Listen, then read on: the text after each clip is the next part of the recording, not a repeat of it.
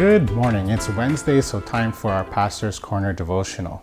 This devotional series, we're examining this word hope and what it means for us today.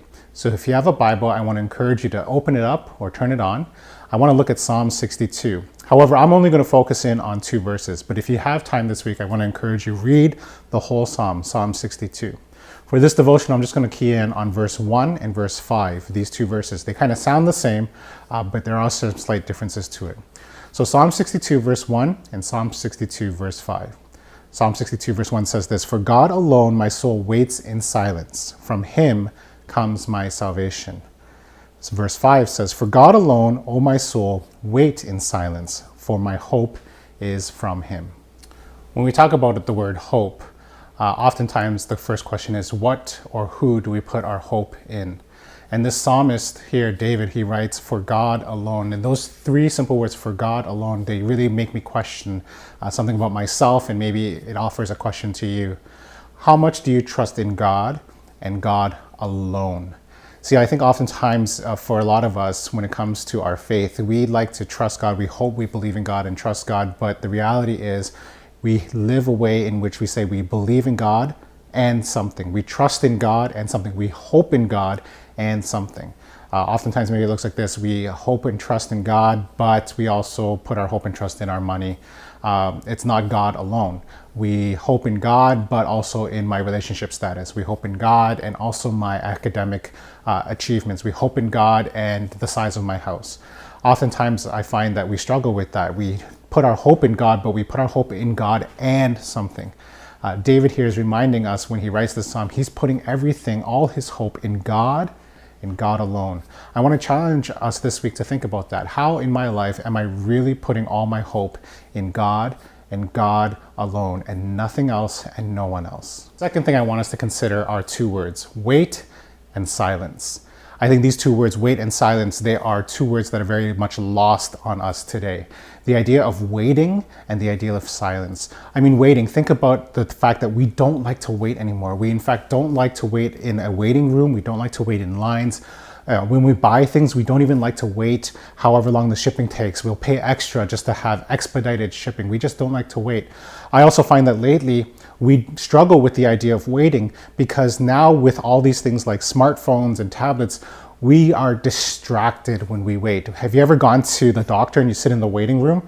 Is anyone talking to anyone? No, everyone's on their phone looking at a screen and we're just distracted while we wait. We don't even know how to wait anymore and wait without distraction.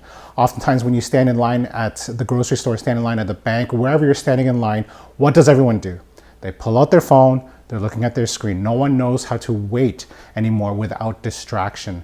And the second word then is silence, the word silence. And I don't know about you, but sometimes we live in such a noise-saturated world that we don't know how to be silent. We don't know how to be quiet. We can't find quietness and silence anymore. In fact, we become uncomfortable with silence. So it's in these 2 areas, waiting and in silence, that God actually shows up.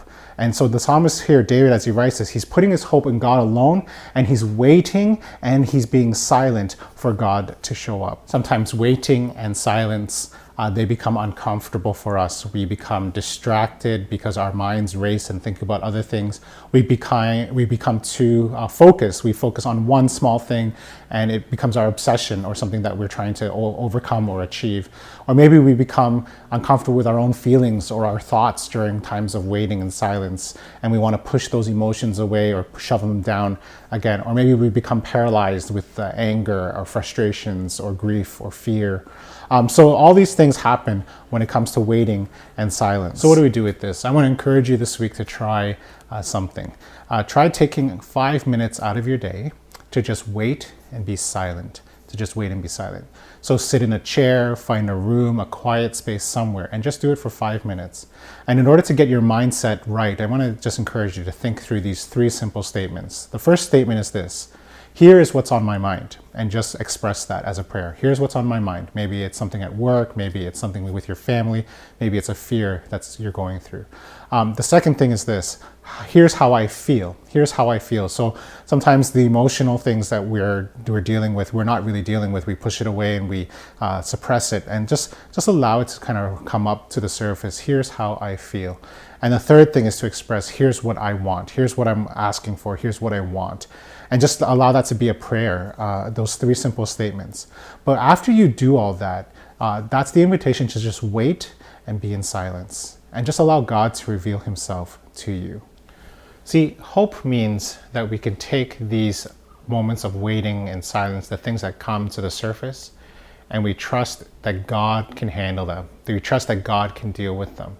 You know, some of those anxieties and fears that bubble up, some of our greatest joys and greatest triumphs to our greatest fears and our greatest weaknesses, all those things God can handle. And so what we're allowing ourselves to do is allow those things to not be what we hold on to, but we hold on to God alone.